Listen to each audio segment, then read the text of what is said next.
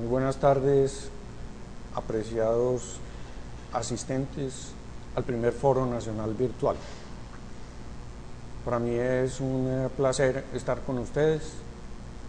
Quiero en primer lugar agradecer esta invitación que se me hizo para participar por parte de los profesores Octavio Henao Álvarez y Doris Adriana Ramírez, y al mismo tiempo agradecerles la atención que van a prestar a esta conferencia, cuyo título es La conversación y su evolución, una reflexión sobre la educación, los nuevos medios y las tecnologías de información y comunicación.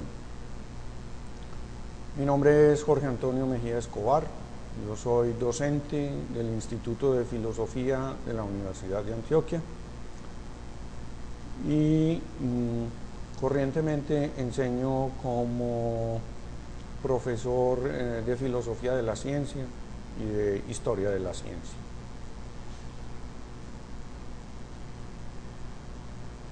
El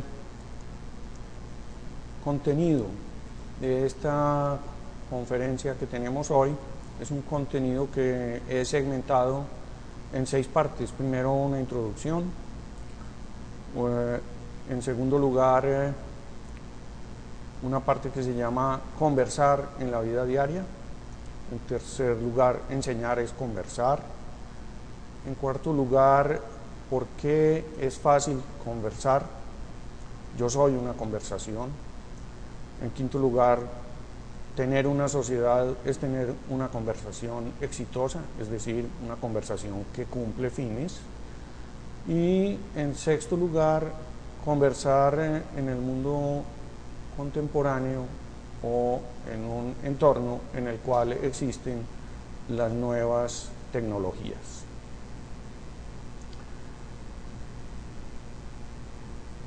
Comencemos entonces con la introducción. Podría decirse, a partir de una canción popular, una canción de la Sonora Matancera que dice "el mambo es universal", que los contenidos que voy a presentar hoy se pueden resumir con una parodia del título de esta canción.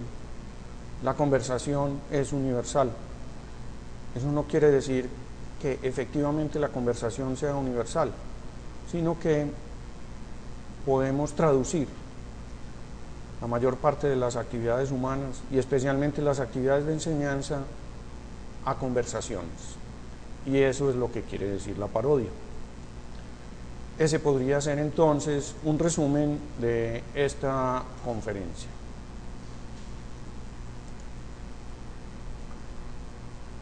Estamos hechos de conversaciones, buscamos hacer conversaciones de conversaciones, es como si dijéramos un segundo piso, o sea, un segundo nivel, un nivel en el cual conversamos sobre las conversaciones anteriores, y por ese motivo he elegido un término de la vida diaria y voy a tratar de traducir a la lengua de la vida diaria en esta conferencia varios contenidos del mundo de la enseñanza y de la ciencia.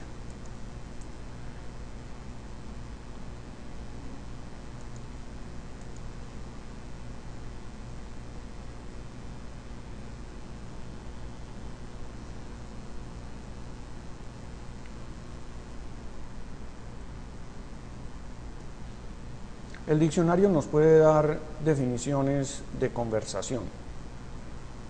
Es algo que podemos hacer. Por ejemplo, el diccionario de la Real Academia Española, el DRAE, tiene esta primera acepción en su definición.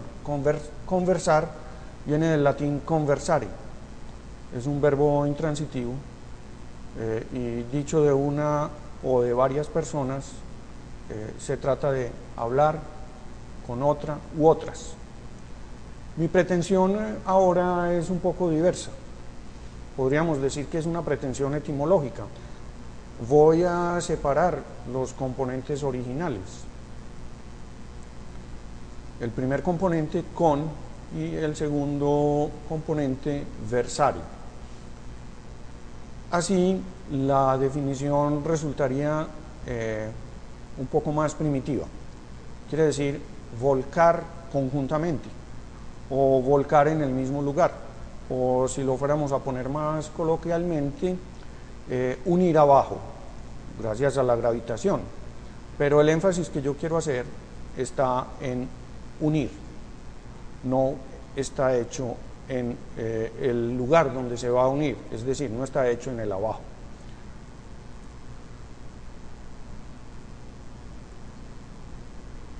De esta manera, entonces, la definición puede quedar de esta manera. Podemos traducir conversación a una imagen. Esta es una imagen de las cataratas del Iguazú. Los diversos chorros están conversando, están volcándose sobre un mismo lugar. Y eso lo podemos tomar de esta manera. Eso es lo que hacemos cuando conversamos. Unimos lo que estaba separado, unimos lo diverso. Conversar es unir lo diverso.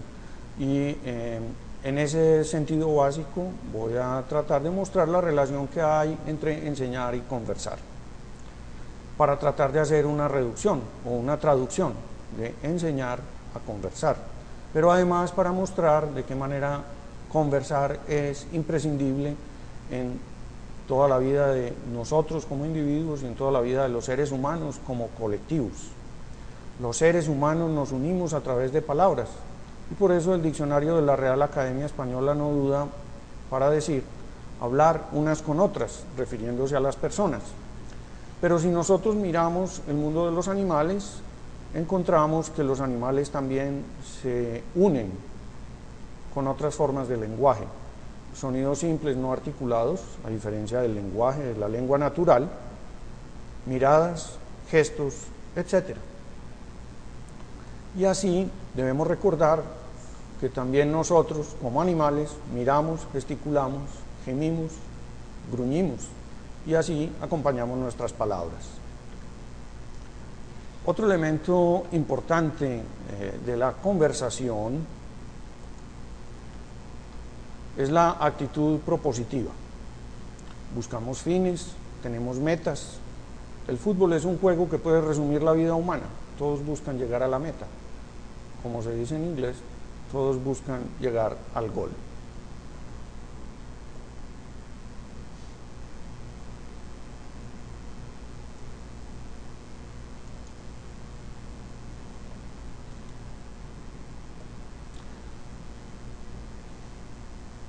También el fútbol tiene otro elemento, que es el símbolo de la guerra. Los fines se oponen o las metas están en lugares contrarios. Hay dos conversaciones que se superponen y van hacia lugares distintos o hacia metas distintas. Pero eso lo voy a dejar de lado en este momento para volver al tema anterior, para retomar el tema de la conversación. La vida diaria es una conversación continua. El niño que acaba de nacer llega a la familia, que es la puesta en escena de una conversación continua.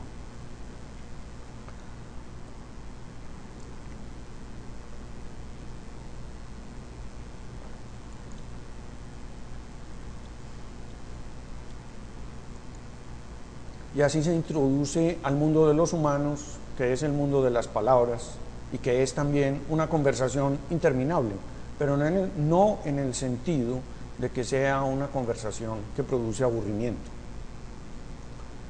Un exalumno mío, que ahora vive en Egipto, donde está aprendiendo árabe, me contó en un correo electrónico reciente que su padre adoptivo, o sea, el anfitrión de la casa donde vive, habla todo el día, incluso cuando está solo. Esa misma sensación la debe tener el recién nacido. La conversación es interminable, la vida diaria parece ser una conversación interminable, y eso era lo que decía cuando parodiaba la canción de la Sonora Matancera. La conversación es universal. Y ese ámbito de palabras que se vuelcan, que se vuelcan en un mismo lugar, es la fábrica de los seres humanos. Ahí nos humanizamos al hacernos palabra. La Biblia contiene un himno antiguo en el Evangelio de San Juan, que dice que el Verbo se hizo carne y habitó entre nosotros, es decir, que la palabra se hizo carne y habitó entre nosotros. Podríamos decir que en el hogar, cuando nace un niño, cuando llega un niño al hogar, la carne se hace verbo y conversa con nosotros. Es una inversión interesante porque nos permite comprender qué sucede con ese ser vivo que llega sin conversar y que al poco tiempo ya está sumergido en la conversación. Y más allá del hogar, que es un microespacio, un mini espacio, mejor, porque ahora vamos a hablar de un espacio más pequeño, es un mini espacio simbolizado por el fuego. El fuego es una referencia mítica porque la palabra hogar podría ser fogar, la palabra hogar viene de la palabra fuego. Hay un espacio más amplio, el ágora o la plaza, que constituye, que es una conversación más grande, siempre con palabras y con todo lo demás, con todo lo que subyace a las palabras, con las otras formas de lenguaje. Así nace la polis y así nace la conversación ampliada que llamamos política y que se caracteriza por la complejidad de sus metas que a veces, dada esa complejidad, nos quedan grandes.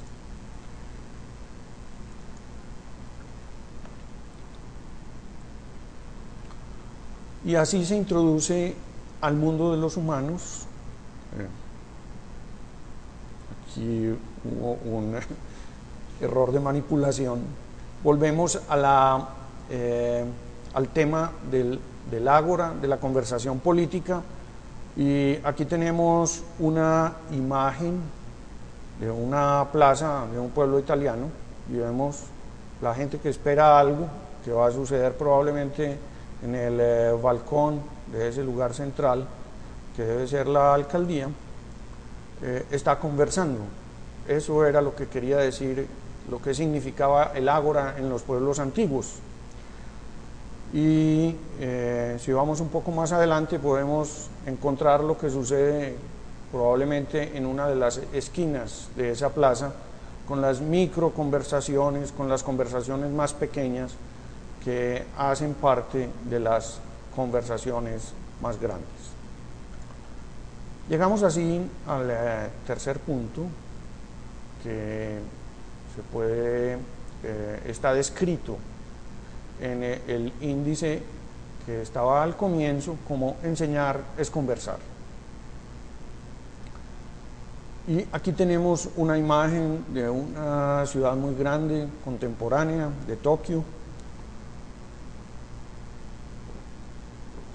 Y esta imagen quiere mostrarnos el proceso histórico de crecimiento de las polis con el proceso de urbanización. La polis se hizo cada vez más abigarrada y espesa, es decir, contuvo cada vez más individuos y la conversación se salió del hogar hacia un lugar intermedio entre la plaza y el hogar, la escuela. Así lo que llamamos enseñar se hace en medio de palabras o en medio del discurso. El discurso se compone de palabras, pero son palabras bien ordenadas, bien articuladas y productivas. Productivas porque nos acercan a las metas. Ese es el ámbito dramático que se representa en el diálogo platónico, cuyo protagonista inicial es la figura legendaria de Sócrates, a quien podríamos llamar el conversador.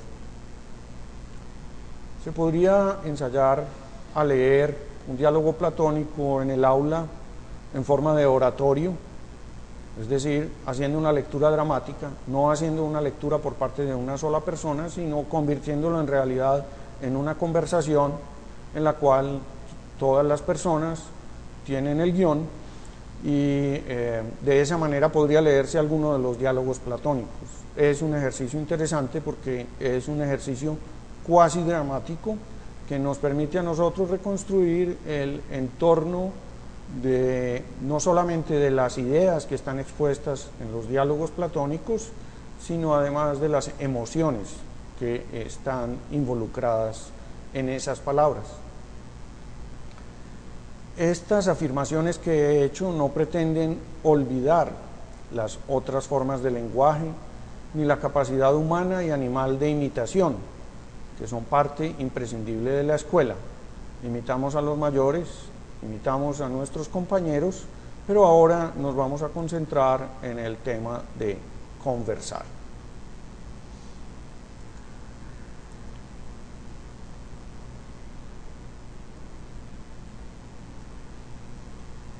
Cuarto punto del esquema: ¿por qué es fácil conversar? Y podríamos responder: porque yo soy una conversación. Y entonces ya pasamos de lo mini, que es la familia, a lo micro, es decir, lo que sucede en el interior de cada uno de los seres humanos que conversan. Podemos preguntarnos: ¿por qué nos gusta conversar? Y podríamos responder que nos gusta conversar porque ese asunto imprescindible de la vida cotidiana al cual estamos tratando de traducir muchos procesos de la vida diaria y de la vida de la escuela y de la vida de las sociedades, tiene raíces en la vida anímica o en la vida interior de nosotros como seres humanos.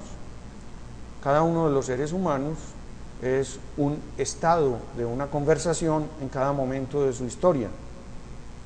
Así nuestra vida anímica, nuestra vida íntima, como la vida familiar y como la vida política, tienen estados diferentes que corresponden a momentos diferentes de una conversación interminable que habíamos mencionado.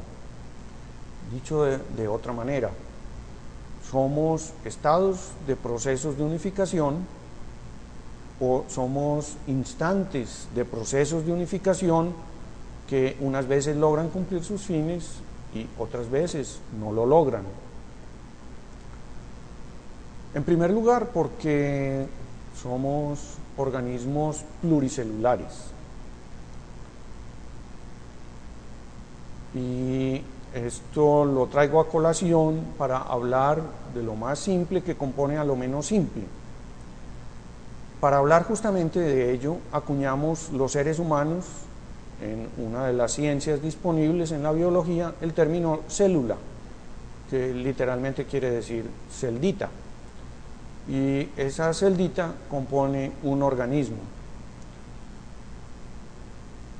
De modo que es como hablar de la casa y los ladrillos, pero también podríamos hablar de la casa y de los módulos funcionales que la componen, como la cocina, las habitaciones, los baños, el estar, etc. Así, en cuanto a seres vivos, también hablamos de tejidos, de órganos, etc. Y así hacemos relación a partes que se unen y forman cada totalidad, y de funciones parciales que nos sirven para descomponer una gran función o una meta. De esta manera tenemos un esquema que podríamos llamar un esquema de administración de empresas, porque estamos hablando de funciones y de funciones pequeñas que componen una gran función. Y no tiene que extrañarnos que hagamos referencia a la administración de empresas, porque la palabra empresa quiere decir algo muy sencillo. Empresa es todo lo que se emprende, todo lo que nos proponemos, o sea, un fin que no hemos realizado, o como diríamos en el lenguaje del fútbol, un gol, una meta que se quiere alcanzar. Nuestra unidad, estamos hablando de lo micro, como seres humanos, nuestra unidad como individuos se produce porque nosotros no siempre somos individuos, estamos divididos y tratamos de lograr el ser individuos como una meta. Nuestra unidad se logra en gran medida gracias al sistema nervioso central que permite unificar lo disperso y coordinarlo o producir armonía. Pero el sistema nervioso no es de hecho una unidad, son celdas o células separadas y discontinuas que en los términos de la anatomía llamamos neuronas y que solo se unen para fines específicos. A cada unificación de neuronas la llamamos sinapsis. El sistema nervioso es un coro de células y el coro solo es coro mientras canta. Podríamos decir, jugando un poco con el lenguaje, que el automóvil es autoinmóvil cuando está en el estacionamiento. Esto lo podemos decir de otra manera. La unidad del sistema nervioso central es funcional o es una unidad para alcanzar fines. Una sinapsis es, volvamos al lenguaje que queremos utilizar, el de la vida diaria, una sinapsis es una conversación, si traducimos la unificación al lenguaje de la vida cotidiana. Somos, así como seres humanos, conversaciones que componen conversaciones más y más grandes, hasta llegar a la política y a la macropolítica. Cuando un cirujano mueve sus manos coordinadamente con sus ojos y con sus depósitos de memoria para operar el corazón de un paciente, hay una conversación, al menos tripartita, para cumplir un fin muy complicado. Pero cada una de esas tres partes también se compone de conversaciones más menudas, es decir, hay conversaciones de conversaciones, como decíamos ahora.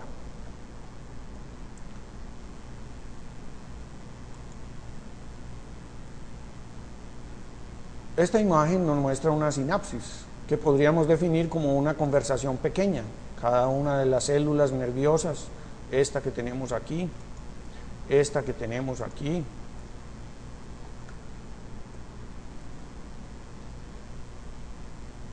y cada chispa es un salto que elimina transitoriamente, momentáneamente, una discontinuidad, y esa conversación que elimina la discontinuidad nos permite unificarnos como seres humanos. Aquí tenemos una conversación más compleja, que podríamos equiparar a la política, que es una conversación compleja entre seres humanos, pero aquí se trataría de la política del cuerpo. Esta es una imagen de resonancia nuclear magnética funcional de un cerebro humano en actividad. Y lo que vemos en colores corresponde a los circuitos que están activados y que podríamos decir que hacen parte de una conversación que hace posible un pensamiento. Pensar es conversar adentro del cerebro, es una conversación entre neuronas. Y realizar actividades es también una conversación. Hay módulos aquí que pueden corresponder al lenguaje, hay módulos que pueden corresponder al pensamiento abstracto y hay módulos que pueden corresponder al movimiento de distintas partes del cuerpo para establecer una coordinación, una actividad coordinada. De modo que podríamos decir que esta es la foto de un pensamiento complejo o de una actividad compleja que involucra pensamientos y movimientos.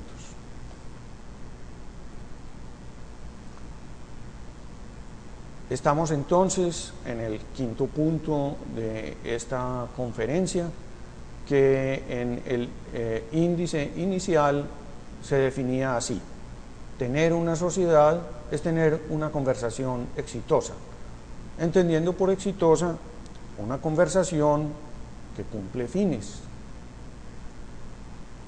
Una sociedad es también, como lo mostrábamos en el cuerpo humano y como lo mostrábamos en la familia, un resultado transitorio que se produce con base en conversaciones en cuanto a trabajos de unificación. Una sociedad no es un objeto altamente estable como una piedra, sino un objeto altamente inestable, de equilibrios transitorios, de equilibrios provisionales, como una nube de vapor que tiene una forma aproximada. Así podemos aproximarnos a la idea de sociedad civil, pero también podemos aproximarnos a otras categorías. La categoría de sociedad civil es una categoría de la filosofía política, es una categoría teórica, pero también podemos aproximarnos así a la idea de una escuela de pensamiento, a la idea de una empresa de producción, a la idea de una empresa intelectual, a la idea de una familia o a la idea de un equipo deportivo. Como decíamos antes, se trata de conversaciones de conversaciones.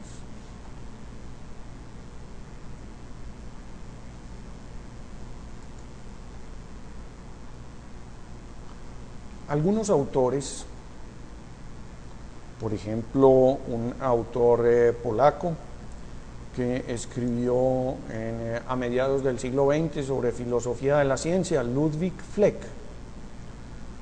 hablan de colectivos de pensamiento. Podríamos decir que conversar es pensar colectivamente, es decir, es una armonía más grande que la armonía individual que producimos al pensar. Y la unidad de acción se basa en la unidad de pensamiento que se alcanza después de un ejercicio orientado, es decir, después de un entrenamiento.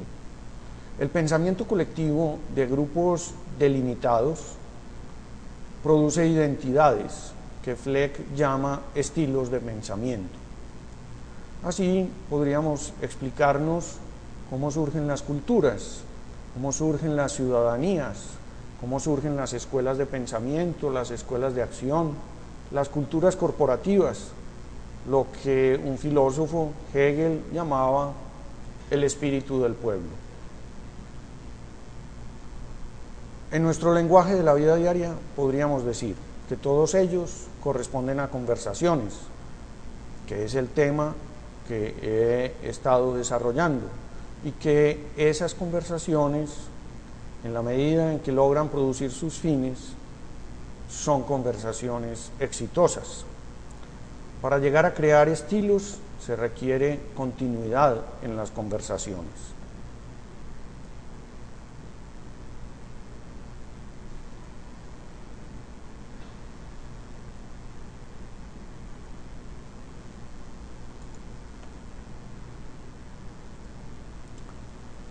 Veamos este párrafo de una entrevista reciente de Rodolfo Ginás al periódico El Tiempo. Recurro a él primero porque Rodolfo Ginás para nosotros tiene un valor afectivo como representante de los colombianos. En segundo lugar porque es un científico reconocido mundialmente. Y en tercer lugar porque una de sus respuestas me permite aproximarme a eso que hemos estado hablando a propósito de la conversación. La pregunta de quien hace la entrevista es: ¿qué nos hace distintos entonces a los seres humanos? Y Ginás dice: una neurona es como una maraca que suena por su lado y nunca deja de sonar. Es decir, está continuamente en actividad. Frente a un estímulo externo o de manera automática, de repente todas las neuronas entran en un estado de maraquismo y suenan a la par, se vuelven un coro, diría yo. Después de haber sonado, vuelve cada una a lo suyo. Esa capacidad para cambiar sus ritmos es distinta en cada persona. Eso nos hace diferentes, pero a veces la gente tiende a exagerar esas diferencias.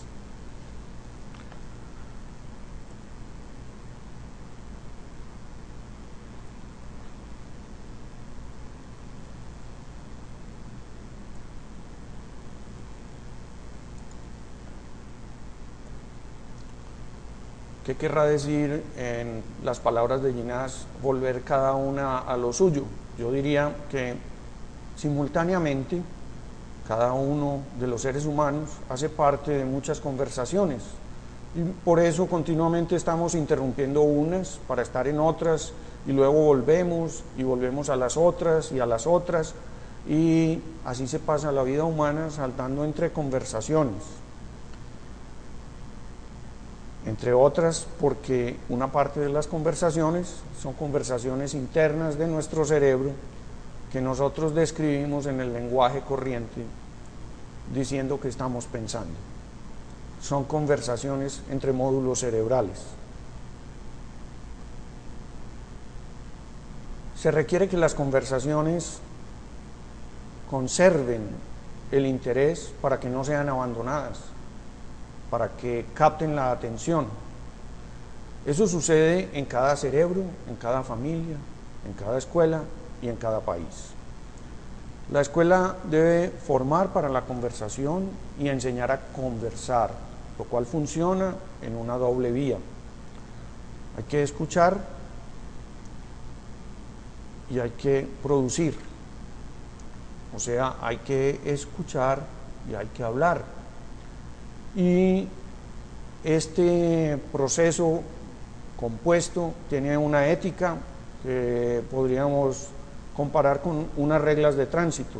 Hay prelaciones que tenemos que respetar y que a veces están a favor de nosotros, otras están en contra de nosotros, y ello no obsta para que aprendamos a respetarlas, confiando en que más adelante esas mismas reglas nos favorecerán.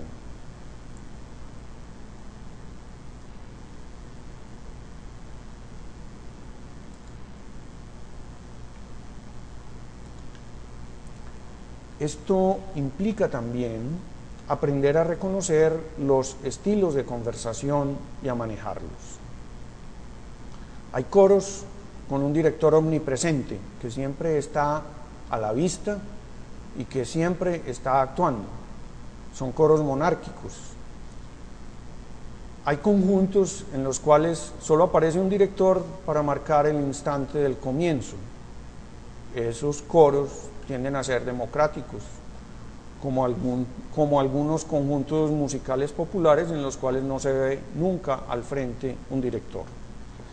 La palabra conspirar, que es tomada como un término negativo en el lenguaje contemporáneo, sin embargo, debería tomarse en su verdadero sentido y debería reivindicarse. Conspirar habla de tomar aire al mismo tiempo para poder hacer un trabajo perfecto del coro. Es lo que hacen todos los cantantes cuando van a empezar a cantar como parte del coro. Eso muestra que todos debemos aprender a ser buenos conspiradores, porque el conspirador sabe estar inmerso en la acción colectiva. Es sobrecogedor estar en un coro y experimentar de qué manera el resultado supera lo que cada uno podría hacer de parte suya. Es decir, el coro supera lo que cada uno podría hacer aisladamente. Un coro es un laboratorio del trabajo en equipo que tanta falta hace para lograr una comunidad y para lograr un país. Aquí tenemos un coro monárquico. Esta es una forma de conversación que se debe aprender en la escuela, pero no es la única forma de conversación posible en las sociedades, y también en la escuela hay que aprender otras formas de conversación. Entre otras cosas, la disposición de este coro permite que, según las especialidades de la voz, según las divisiones que hay en los diversos grupos de voces que componen el coro, unos digan una frase y otros contesten otra frase. Unos digan una frase mientras otros simultáneamente dicen otra frase. Y todo ello constituye la complejidad del canto coral. Entre otras cosas, es una característica importante de las sociedades occidentales el haber desarrollado el contrapunto, que es un tema para el coro, es una forma de combinar las voces y que después se vuelve una forma de combinar el otro coro que está presente aquí, que es el coro de los instrumentos de la orquesta y de la orquesta sinfónica. La armonía individual que nos lleva a cumplir fines depende de las unificaciones transitorias que logra el sistema nervioso central. El cuerpo, como unidad anatómica y funcional, tiende a ser monárquico y el cerebro controla y unifica interactuando con las partes. Eso quiere decir la palabra capo en la jerga del ciclismo, también en la de los grupos delictivos italianos tradicionales, como la mafia, y ese es el significado del capitán del equipo deportivo. El capo es la cabeza, es el que está por encima y controla la actividad de los demás. Incluso es significativo también que hay orquestas muy grandes que tienen un capo y tienen subcapos, como algunas figuras mitológicas que tienen muchas cabezas, y entonces estas orquestas grandes, que no son aterradoras como las figuras mitológicas, tienen director y directores repetidores, y nos muestran de una manera muy grande, de una manera muy clara, como en los grupos muy grandes es importante tener conversaciones para articular nuestra acción. También está el otro modelo, que no es el modelo del coro, que tiene un director omnipresente. Es la forma de sincronización o de armonización que tiene un director invisible y omnipresente, que está en todas partes, porque está en cada uno de los miembros. Como dice el viejo lema de los 3 mosqueteros, uno para todos y todos para uno, como un dispositivo de la vida corriente que se llama la linterna sorda, en la cual no hay un foco en el sentido óptico, sino que hay un chorro de luz, pero no hay puntos de luz que se sobreponen. Es llamativo que en una de las teorías antiguas de la salud, una teoría de un médico griego que se llamaba Alcmeón de Crotona y que era uno de los inspiradores de la colección hipocrática, se dice que la salud es un equilibrio entre humores, es una democracia.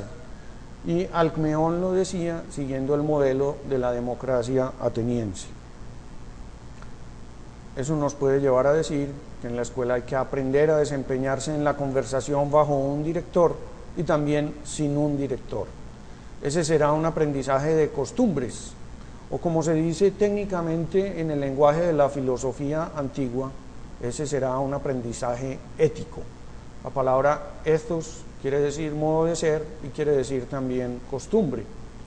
Se cede la palabra, por ejemplo, no se interrumpe a quien está hablando, no se desvía la atención por la generación de conversaciones colaterales, no se sabotea, se complementa, se entra a tiempo, se sale a tiempo.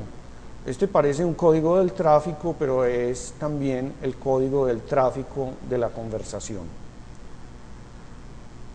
Cuando en el coro mi aire se acaba, los demás están cantando, de modo que nadie se da cuenta de que yo dejé de cantar. Cuando ellos no tienen aire, yo sostengo el sonido porque yo en este momento puedo hacerlo. Y así, la conversación es también un modelo de pensamiento colectivo, porque yo pienso una parte, los otros piensan otra, yo hago una parte, los otros hacen otra, y en eso consiste la conversación, en una razón y en una razón de la acción plural y colectiva. Llegamos así al punto final, conversar en el mundo contemporáneo, y eso nos permite hablar entonces de las nuevas tecnologías. Cada forma evolutiva de la conversación ha tenido que inventar sus maneras de salvar las discontinuidades, o sea, de unificar lo separado. Cada manera se convirtió en un dispositivo, algo tan estable y robusto como una máquina o un aparato. es lo que en el mundo de los computadores llamamos el software. Son líneas de lenguaje que funcionan como si fueran una máquina física, una máquina material. Para que hubiera sistema nervioso, hubo que inventar neurotransmisores. En las teorías científicas contemporáneas, los neurotransmisores fueron una invención de la evolución, y los neurotransmisores unificaron las neuronas separadas y pudieron hacer de neuronas separadas un sistema. Los neurotransmisores permiten llevar impulsos saltando de neurona a neurona. Para que hubiera sociedades políticas, hubo que inventar lenguas naturales. Para que muchos seres humanos pudieran funcionar, pudieran actuar como si fueran un solo ser. Ese ser que llamamos una sociedad. Para que hubiera grandes países, hubo que inventar la escritura, porque las distancias y los tiempos eran tan grandes que las voces de los seres humanos no alcanzaban a llegar y se extinguían en el vacío, y porque los tiempos eran tan largos que las ondas sonoras desaparecían. Para que hubiera una comunidad global, hubo que descubrir cómo modular las ondas electromagnéticas, y esto es lo que nos lleva finalmente a los nuevos medios que han permitido que tengamos una sociedad global en el presente.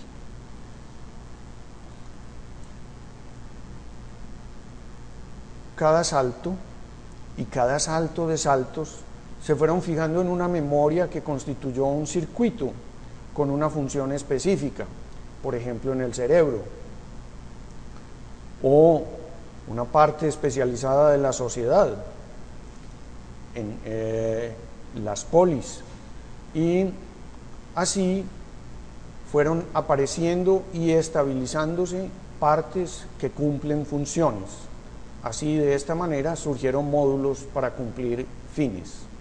La escuela, que es un producto, un resultado conversacional, porque funciona cuando hay una conversación sostenida, desarrolla en los individuos también sus cerebros y crea en ellos módulos y circuitos, pero también crea en la sociedad equipos de alumnos y profesores que resultan de conversaciones especiales, y entre las escuelas y las familias y muchas otras conversaciones se puede crear y hacer surgir una sociedad civil.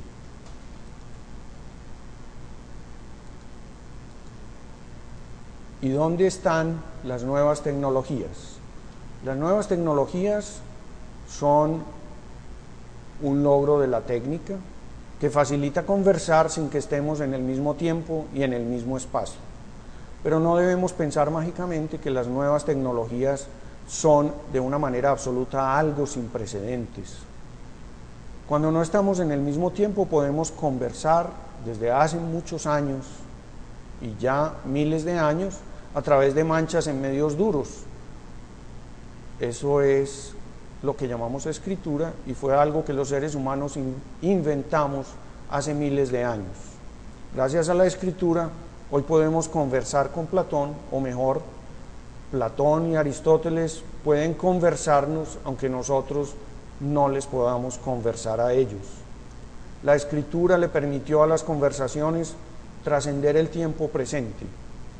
La correspondencia fue un medio de trabajo científico durante mucho tiempo y permitió grandes conversaciones. Aquí podemos ver ejemplos de libros que recogen la correspondencia de Isaac Newton, libros que recogen e interpretan la correspondencia de Leibniz y Clarke, y libros que recogen tanto los ensayos filosóficos de Descartes como su correspondencia. Los actuales medios, producto del desarrollo técnico, nos permiten conversar asincrónicamente, como estamos conversando en un foro como este. Yo estoy hablando como si estuviera escribiendo, estoy haciendo una correspondencia verbal. Pero hay muchos elementos contemporáneos que aún estamos explorando y para los cuales todavía tenemos que crear los protocolos que nos garanticen que servirán para cumplir los fines que nos desafían. Eso sucede con las redes sociales, con el correo electrónico, con el chat, que permiten lograr fines buenos, pero también fines malos para individuos y sociedades. Es nuestra tarea desarrollar en el presente unas costumbres que permitan retener el conocimiento en las conversaciones y conversar para ganar en vez de conversar para perder o para agredir. Cabe preguntarse, tanto para la forma más tradicional como para la más sofisticada que permiten los medios actuales, si hemos sabido aprovecharla en nuestro medio para cumplir los fines de nuestra sociedad civil. Podríamos decir que sí hemos aprovechado estas formas nuevas que permiten los medios actuales. Podríamos decir que sí hemos aprovechado las formas clásicas de la conversación, pero en nuestro medio ciertamente nos falta mucho todavía, y ese reto debe ser asumido en la escuela y en todos los lugares que están involucrados en la educación en cuanto a conversación. Enseñamos a jugar al coro bajo la batuta del director. Enseñamos en la escuela a jugar al conjunto que no tiene foco y puede autogobernarse merced al conocimiento y respeto de unas reglas de funcionamiento. Creo que esa es la parte que sigue con los medios que hoy tenemos a disposición. Creo que es entonces nuestro desafío del presente, que he tratado de mostrar que puede cumplirse tomando como guía algo muy simple y que sabemos hacer desde muy pequeños. Se trata de involucrarse en la conversación y enseñar a los demás a seguir conversando para construir una sociedad. Quiero, al haber terminado este recorrido, agradecerles la atención que me han prestado e invitarlos a hacer la parte que sigue de la conversación. Quiero poder escuchar sus comentarios y preguntas para tener después una nueva sesión en la cual pueda intercambiar ideas con ustedes. Muchas gracias.